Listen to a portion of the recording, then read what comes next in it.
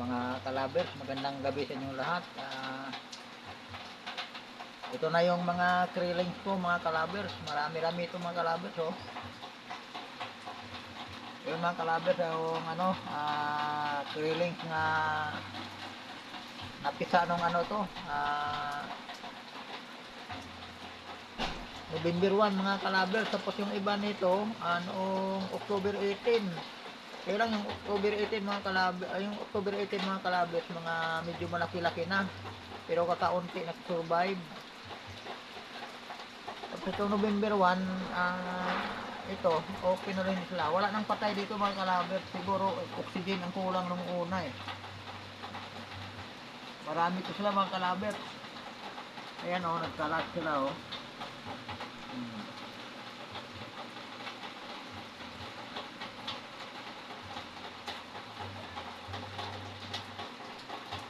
Siguro mga December, ilipat ko na to sa red tub para medyo malaki-laki na ang paglagyan sa kanila. Ito sila mga kalabers oh. Nasa planggana pa rin sila. At doble na yung naglagay ako ng aerator, tapos yung maliit na air pump, yan oh, yung air pump na yan.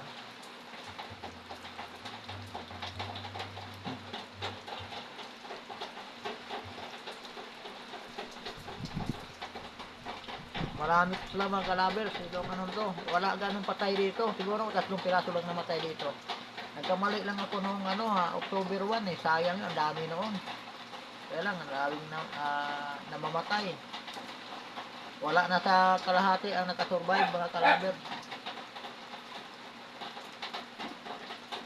Pero ito sila ngayon na dito, medyo malakas na. Walang patay dito. Siguro oxygen at saka rin kasi naipagpag ko kasi ng maaga yung sayang tuloy. Sa October 18, marami yun eh. Kaya lang araw-araw may namamatay, 20, pinakamahina 10 patay araw-araw. Araw-araw tuloy may patay. Yung huli na, nilipat ko dito. Ito, naka-survive, walang patay dito eh. Siguro may 2 piraso lang ang namatay dito. Kaya, sa mga kalabers, makikita na sila sa camera eh. Medyo pero minsan mga kalabers, may umaakyat dito sa gilid to. Umaakyat talaga, mga escaping artist kasi itong mga mga lobster na to. Basta may maakyatan na akyat talaga. Pero mga pa naman, mga bata pa naman sila, mga maliliit pa. Hindi pag pag malaki na to, aakyat talaga to pag may maakyatan. Ito lang mga kalabers, nakakatuwa din pagka marami to sila nagtatago yung iba. Tapos ang pinapakain ko nito PO1. Yan yung mga brown na yan, mga pagkain nila yan. Yung ibang dito may mga tangay-tangay na pagkain eh.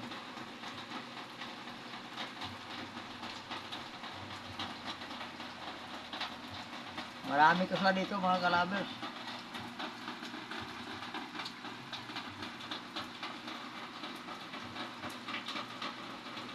Malakas yung air pump.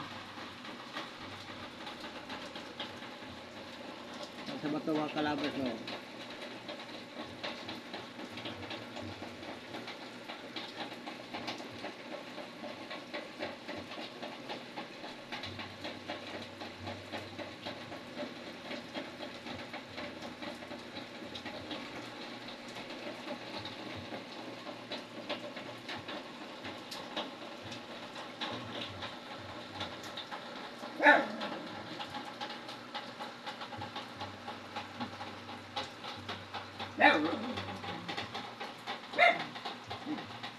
Pag abutin to sila ng mga 1 month, malaki-laki na to. Sa bagay, na ngayon? 17. 16. 17 nga, 17. Linggo.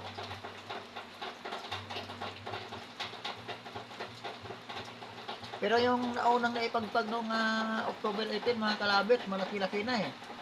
Yung iba yung medyo malaki na yan, oh. O, tingnan mo, di pantay yung laki nila. Yung mga, ano yun, yung medyo malaki na, yung October 18. Yan, oh.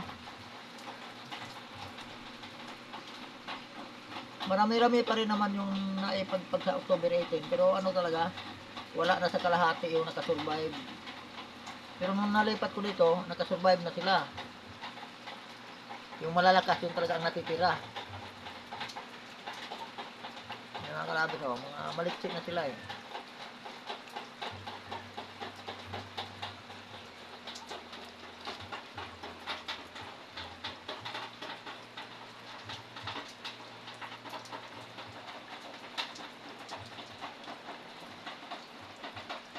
Ito yung ano dito, medyo malaki na.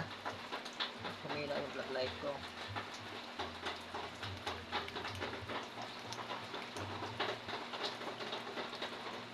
Lobat yung flashlight ko mga kalabit.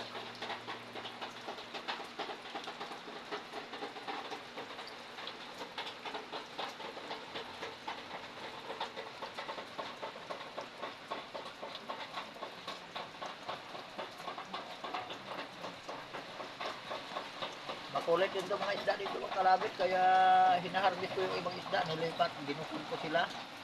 Hindi ko sinama sa ano, mga lobster.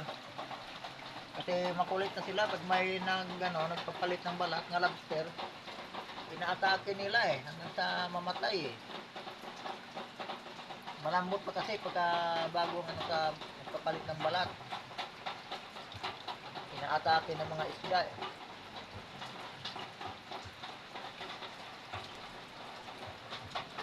Yung ibang isda, tinanggal ko na. Mayroon pa akong hindi nahuli. Magtira lang ako ng kaunti dito para panglaban sa mga kiti-kiti, yung mga lamok.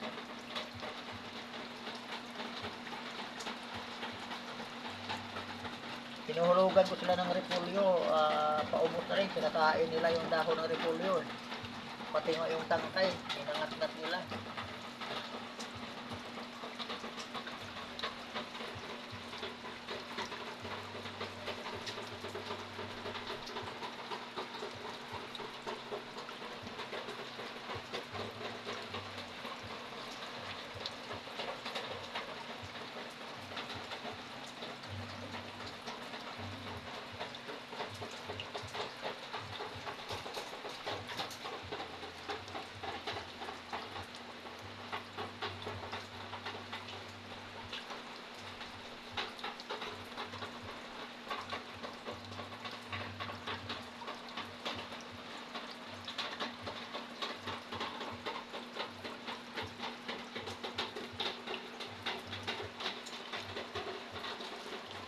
Dito sa mga breeder, mga kalabit, hindi makikita.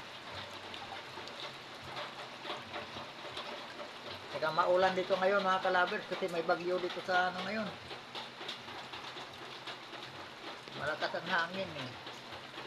Hindi makita yung mga breeder sa ilalim. Saka lumago ulit yung mga halaman.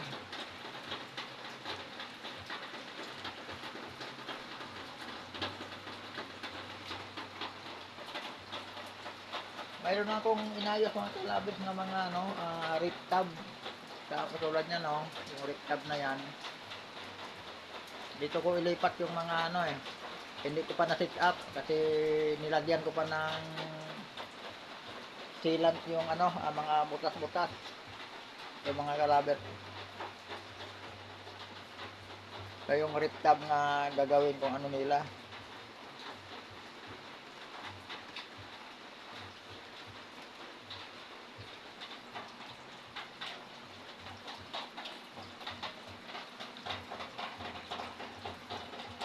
Ito sila, ililipat ko na to sila sa rectab pagka mga kalabit. Siguro mga December ililipat ko na to sa rectab kasi medyo na sila eh. Medyo bahagyang lumalaki-laki na ng kaunti. Pag abutin ng isang buwan mga kalabit, malaki-laki na to. Diyan na magsisimula yung magkakainan na sila pagka mayroong pag nagsiksikan.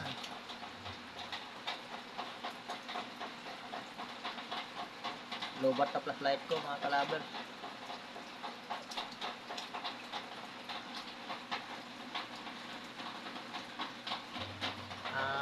maraming salamat sa inyong lahat, mga kapit lovers.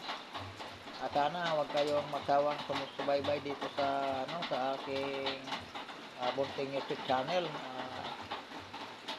At maraming salamat pala sa mga aking mga subscriber at saka sa aking mga viewers. Magandang gabi sa inyong lahat at ingat po kayo kung saan man kayo naroroon.